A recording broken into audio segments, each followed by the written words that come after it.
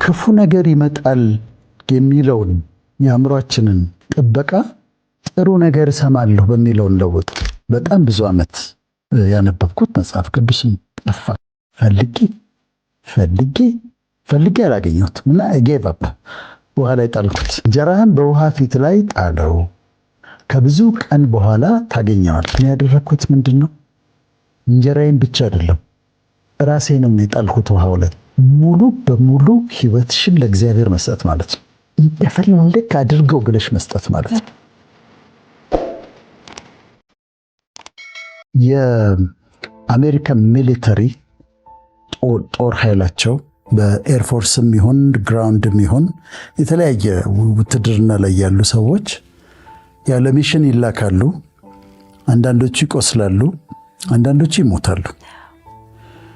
ሲሞቱ የሚነገርበት መንገድ በጣም ያስገርመኛል። ለቤተሰባቸው ወይ ለሚስት ወይ ለእናት ወይ ለልጅ ላሉት በጣም ቅርብ ለሆኑት ለነሱ የሚነገርበት መንገድ በጣም አስገራሚ ነው። አንደኛ ወታደሩ በሞተ በ4 ሰዓት ውስጥ ማሳወቅ አለባቸው ለቤተሰብ በክብር። ከፌስቡክ ሳይሰማው ከሌላ ማህበራዊ ሚዲያ ሳይሰማው አንዱ የቸኮለ ደውሎ ሳይነግራቸው ጓደኛ በ4 ሰዓት ውስጥ በሞተ በ4 ሰዓት ውስጥ ለቤተሰብ መነገር አለበት ይባላል። ሲመጡ ምን ያደርጋሉ መሰለሽ? 3 ሆነው ነው የሚመጡት። ወደ ቤት ሲመጡ መርዶን ለማርዳት ወደ ቤት ሲመጡ 3 ሆነው ነው የሚመጡት። አንደኛው ካዡዋሊቲ ኖቲፊኬሽን ኦፊሰር ይባላል እና ትልቅ ኦፊሰር፣ ትልቅ ማዕረግ ያለው በጣም የከበረ ሙሉ የማዕረግ ልብሱን ለብሶ አንድ እንደዛ ይሆናል። ሁለተኛው ቻፕሌን ነው፣ የሃይማኖት ሰው ግን ወታደር ሆኖ እዛ ውስጥ የሚጸልይ እንዳለ አይደለም፣ እንደሱ ነው። ሶስተኛው የሕክምና ባለሙያ ሆኖ እሱም ሚሊተሪ ሆኖ የመጨረሻ የክብር ልብሳቸውን ይለብሳሉ። ከዛ በጥሩ የወታደር መኪና ወደ ቤት ይመጣሉ፣ በር ያንኳኳሉ። ከዛ በጣም የሚቀርበውን ሰው ያስጠሩና ይናገራሉ። እንደዚህ ባለቤትሽ በዚህ ምክንያት አርፏል፣ ተሰውቷል ብለው ይናገራሉ። ከዛ በኋላ ለቀብር ደግሞ ሲዘጋጁ ቀብሩ ላይ የአሜሪካንን ባንዲራ አጣጥፈው ይዘው ይመጡና ባንዲራውን ተንበርክኮ ነው ለሚስትየው የሚሰጣት፣ ወይ ሚስት ከሌለች ለልጁ የሚሰጣት ተንበርክኮ ነው። ከዛ በዛ ባንዲራ የቦክሱ ይሸፈናል ማለት ነው። የሬሳ ሳጥኑ ካስኬቱ ይሸፈናል እና በጣም በክብር ነው የሚያደርጉት፣ በጣም በክብር። ይሄ ማድረጋቸው ጥሩ ነው። ግን አሁን ምን አለ መሰለሽ፣ ልጇን ጦር ሜዳ የላከች እናት አሜሪካዊት ወይም አባቷ ጦር ሜዳ የሄደባት ልጅ ወይም ደግሞ ሚስት ልክ የወታደር መኪና ሰፈሯ ስታይ ትደነግጣለች። በሌላ ምክንያት የመጣ ልክ እንደዚህ ብቻ የወታደር መኪና ሳዩ በጣም ነው የሚደነግጡት። እና ያ መኪና ወዴት ነው የሚሄደው? ወደ እኔ ቤት ነው የሚመጣው ወይስ ወደ ሌላ ቦታ ነው እስኪያረጋግጡ ድረስ በቅርብ ርቀት ብቻ አይደለም፣ መንገድ ላይም የወታደር መኪና ሲያዩ ወደ ቤታቸው መርዶ ይዞ የመጣ እየመሰላቸው ይሳቀቃሉ። ወደኛ ሀገር ስንመጣ በእኛ ባህል መርዶ ይነገራል እና ዩዥዋሊ አይ ቲንክ ወይ ዘመድ ይመጣና ያድራል። አድረው ለጨዋታ የመጡ ምናምን መስለው አድረው ጠዋት ይነሱና 11 ሰዓት ተነስተው ይነግሯቸዋል። ወይም ደግሞ ሌሊት መጥተው ያንኳኳሉ፣ 11 ሰዓት መጥተው ያንኳኳሉ። የሩቅ ዘመድ ሌላ ቦታ ያለ ሰው ከሆነ ዘመድ ለምሳሌ ባል ክፍለ ሀገር ሆኖ እየሰራ ከሆነ ውጪ ሆኖ እየሰራ ከሆነ እና ካረፈ መርዶ ለመንገር ይመጣሉ። በጠዋት ነው የሚመጡት አይደል? ስለዚህ እዚህ ደግሞ ምን ይሆናል? እነዛ የወታደር መኪና ሲያዩ እንደሚደነግጡት እኛ ጋር ደግሞ እናቶች በጠዋት ጎረቤት ሲንኳኳ ይደነግጣሉ። ዘመድ ካላቸው ክፍለ ሀገር ወይም ልጅ አሜሪካ እንዲህ ካላቸው ጠዋት ላይ መተው ሰዎች ካንኳኩ ይደነግጣሉ፣ ይፈራሉ፣ ይሳቀቃሉ። ስልክ ሲደወል በጣም ይሳቀቃሉ።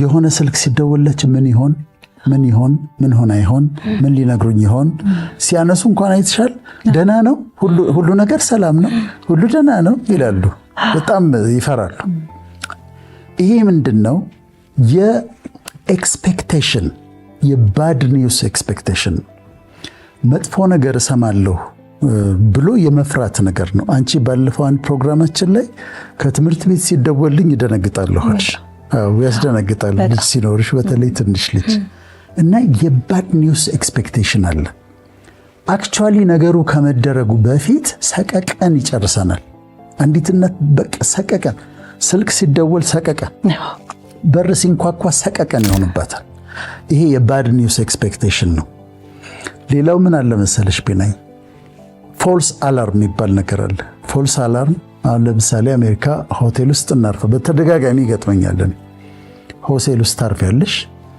ከዛ ሌሊት አላርም ይጮሃል ያደጋ ጥሪው እንትኑ አደጋ አለ የሚለው አላርም ይጮሃል ከዛ ምንድነው የሚባለው እቃትይዥም ዝም ብለሽ መውረድ ብቻ ነው በሊፍት መውረድ አይቻልም በደረጃ ነው በደረጃ ሁሉም ሰው ቢጃማ ያረገ ቁምጣ ያረገ ምን ያለ ከንቅልፉ የተቀሰቀሰ አላርሙን ሰምቶ መውረድ አለበት ይወርዳል ከዛ ስትወርጂ ሶስት ነገሮች እዛ ጋር ታገኛለሽ አንድ የእሳት አደጋ አለ አምቡላንስ አለ ፖሊሶች አሉ የፖሊስ መኪና አለ እነሱ ሁሉ አብርተውታል አካባቢውን አድምቀውታል ከዛ እሳት አደጋ ይገባል ፖሊሱ ይገባል እዛ ይቆጣጠራሉ ምን ይላሉ የአምቡላንሱ ሬዲ ነው ይገቡና ምንም የለም ምን ወይ ሳምባዲ ሲጋራ አጭሷል እዛ ጋር እና አላርሙ መጨስ የሌለበት ቦታ ላይ አጭሷል አላርሙ ጮሃል አላርሙ ከጮኸ እነሱ መምጣት አለባቸው ግድ ነው አንቺ በቢጃማሽ ወርደሽ ምን ብለሽ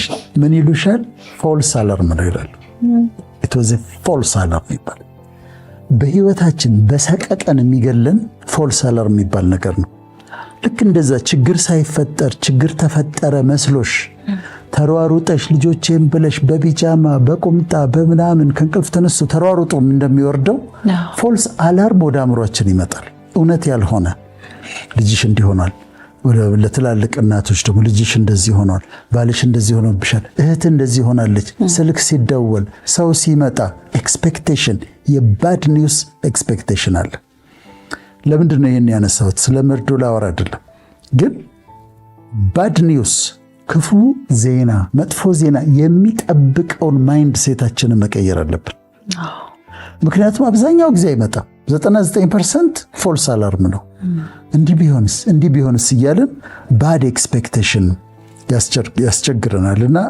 ለጥሩ ዜናዎች ደግሞ መዘጋጀት አለብን ስልክ ሲደወል ምን ጥሩ ዜና ይሆን ይሄ ሰው ሲመጣ ምን የምስራች ይዛ መጣ ይሆን የሚል ደግሞ የጉድ ኒውስ ማይንድ ሴት አመለካከት ሊኖረን ይገባል ያ ለጉድ ኒውስ ስንዘጋጅ አንድ ጥናት ምን አሳየ መሰለሽ ለምሳሌ ቬኬሽን እንሄዳለን ብለው ይጓጓሉ አይደለም እና ይሄዳሉ ሄደው ከሚያገኙት ደስታ ይልቅ ዶፓሚን ሪሊዝድ የሚደረገው ልንሄድ ነው ብለው የሚጠብቁበት ጊዜ ነው ከሰርጓ ቀን ይልቅ ላገባ ነው ብላ ያለው ኤክሳይትመንት ብዙ የደስታ ሆርሞን ይለቃል ስለዚህ ይሄ የመጥፎ ዜና ልሰማ ነው ስልኬ እንዲህ ሆነ ይሆን ልጅ እንዲሆነ ይሆን አባቴ እንዲሆነ ይሆን የሚለውን አመለካከት እንለውጥ ነው የመጀመሪያ መልእክቴ ማይንድ ሴታችን እንለውጥ ይሄ ፎልስ አላርም የሚባለው ነገር ስላለ ያንን እየጠበቅን አንኖር ነው የደረሱብን ነገሮች ከዚህ በፊት መርዶ ሰምተናል እማንረሳቸው ወላጆች አንድ ወላጅ ሞቶባቸው የሰሙበት መንገድ ትዝ ይላቸዋል ልጅ ሆኖ የ8 ዓመት ሆኖ አባቱ ሲሞት ተነግሮታል እና መርዶ ሲነገር ሲለቀስ ደረት ሲመታ ምናምን አለ እሱ ማይንድ ውስጥ አለ ወይም እሷ ማይንድ ውስጥ ያለ ስለዚህ አሁን ያ በመጣበት መንገድ በስልክ ይሁን በአካል መርዶ ይመጣል ብሎ 60 ዓመት 70 ዓመት እስኪሆን ድረስ ምንም ነገር ሳይፈጠር ባድ ኒውስ ኤክስፔክቴሽን አለ ካወቅ ነው ከነቃንበት ግን አሁን እኔ አልደነግጥም ስልክ ሲደወል አልደነግጥም ለምንድነው ማይንድ ሴቴን ስላስተካከልኩ ማለት ነው አሁን ወደ ሰለሞን ስለተናገረው እንምጣ እሺ እንጀራህን በውሃ ፊት ላይ ጣለው ከብዙ ቀን በኋላ ታገኘዋለህ ይላል የሚፈልጉ ሰዎች ኤክሌሲያስቲስ መክብብ 11:1 ላይ ነው። ካስት ዩር ብሬድ አፖን ዘ ዋተርስ ፎር ዩል ፋይንድ ኢት አፍተር ሜኒ ዴይስ ነው የሚለው። ካስት ዩር ብሬድ አፖን ዘ ዋተርስ ፎር ዩል ፋይንድ ኢት አፍተር ሜኒ ዴይስ።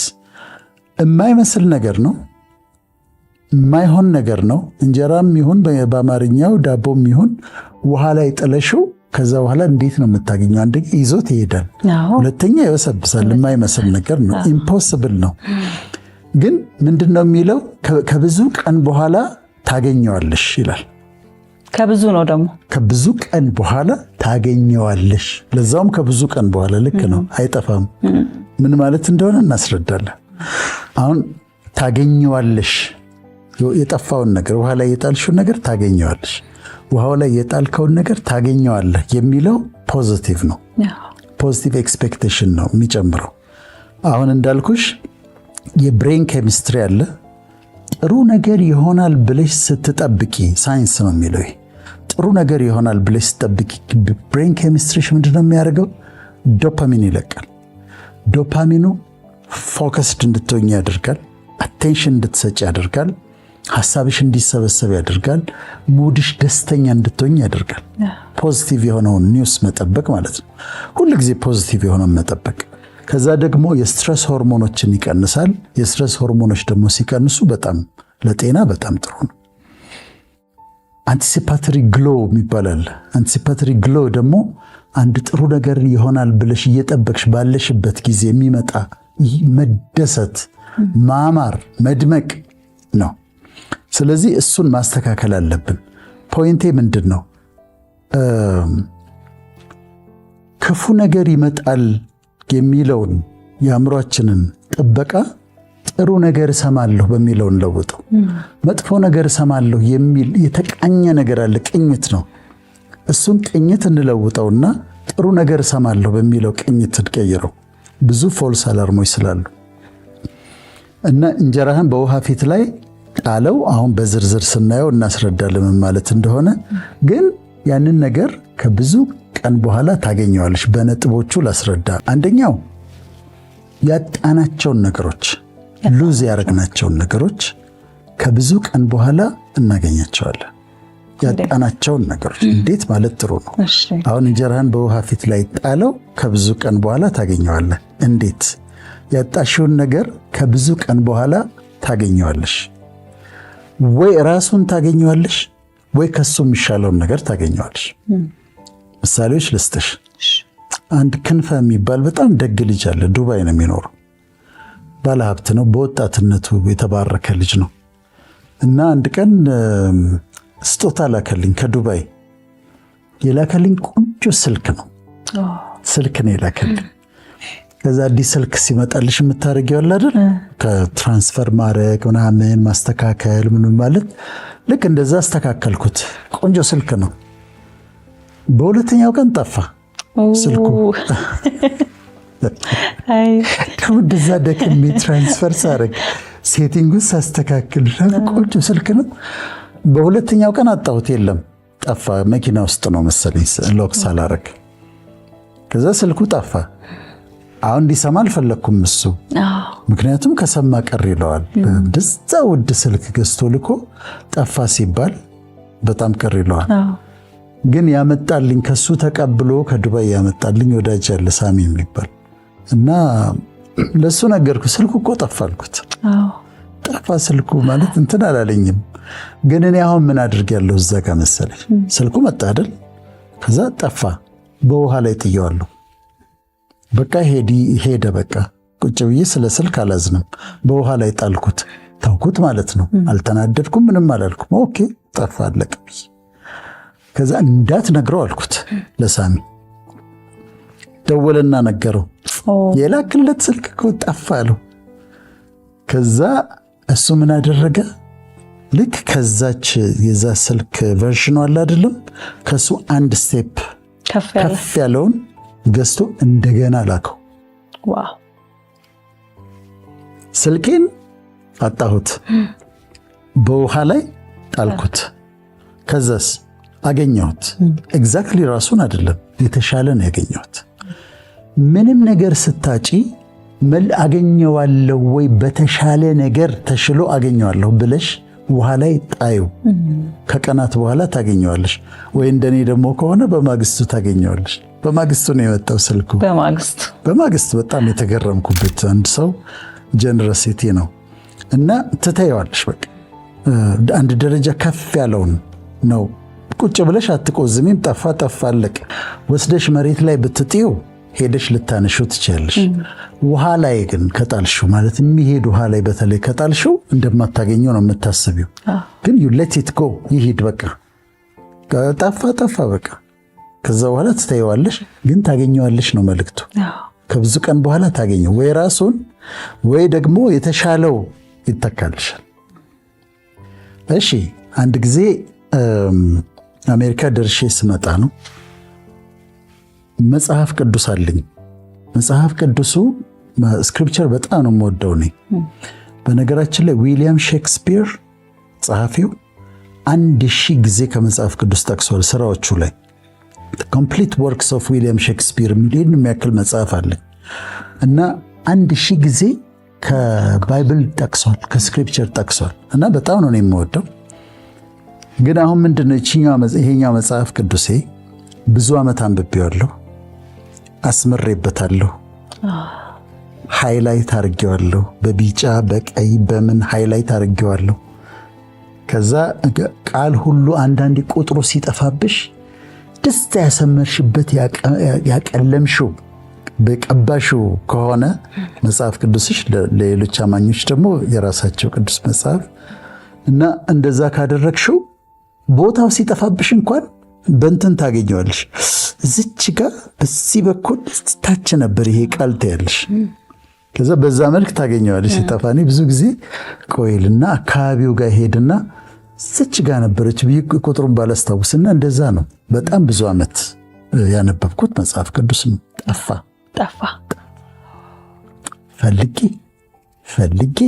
ፈልጌ አላገኘሁትም እና ጌቭ አፕ ውሃ ላይ ጣልኩት። ተስፋ ቆረጥኩ። ስለዚህ ሌላ ስለነበረኝ ሌላ ወጣሁና እንደ አዲስ እሱን ማንበብ ጀመርኩ። ከብዙ ቀን በኋላ ሌላ አገር ልሄድ ስነሳ ሻንጣዬን ይዤ የምሄደውን ሻንጣ የምታግዘኝ ልጅ ታጥባለች። ከዛ ልታጥብ እንትን ስትል አንደኛው እንትን ውስጥ እንደዚህ ከበደ ነገር ይሰማታል። አንዱ ዚፕ ውስጥ ብዙ ዚፕ አይደል ያለው፣ አንዱ ጋር የከበደ ነገር ይሰማል። እንዴት ላገኘው እንዳልቻልኩ አላውቅም፣ ግን የማይገኝ ነው። ከዛ ሲከብዳት ስትከፍተው ያ መጽሐፍ ቅዱስ ከብዙ ቀን በኋላ ነው፣ ከወራት በኋላ ነው። መታጋሽ ይሄ አንተ ነው አለች። በህይወቴ በጣም ከተደሰትኩባቸው ቀናቶች በጣም ነው ደስ ያለኝ። ግን ምን ሆነ? አጣሁት፣ ውሃ ላይ ጣልኩት። ከብዙ ቀን በኋላ በዚህ ኬዝ ደግሞ ራሱን አገኘሁት እና በውሃ ላይ የምትጥየው ነገር ከብዙ ቀናት በኋላ ታገኘዋለሽ። አሁን በዚህኛው ኬዝ ምን እያልን ነበር? ያጣናውን ነገር እናገኘዋለን።